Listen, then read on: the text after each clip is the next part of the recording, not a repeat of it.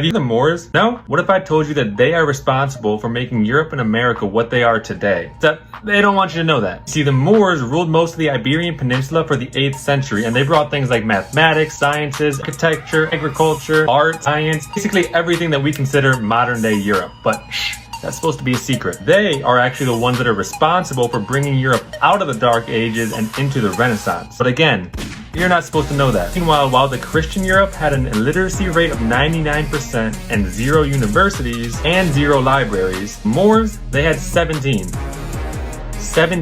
universities in 7 cities and over 70 libraries. And then they introduced their education system to Europe.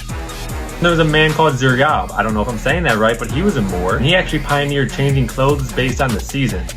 That's how dumb Europeans were at the time. They didn't even...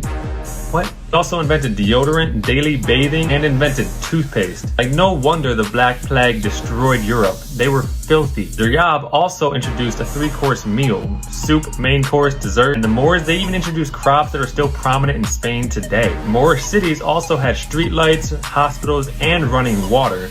And streetlights and paved streets weren't even introduced in London and Paris for another couple hundred years. Moors are also the ones that built the aqueducts that brought running water from the mountains down to the cities, which gave Europe running water. The father of modern surgery was also a Moor, named Al-Zawrawi. Don't know if I'm saying that right either, I'm sorry. He developed innovative and precise surgical equipment and the premier textbook of Western medical training. Oh, and I bet you thought that the Wright brothers were the ones that are responsible for inventing flight. Nope. Ibn Firnas, again, sorry if I pronounced it wrong, but he was the first one to actually attempt flight scientifically, and he was actually successful. The only thing he wasn't successful on was the landing. And those are just a few of the ways that the Moorish people completely changed Europe. But again, they don't want you to know that. Have you heard of the Moors?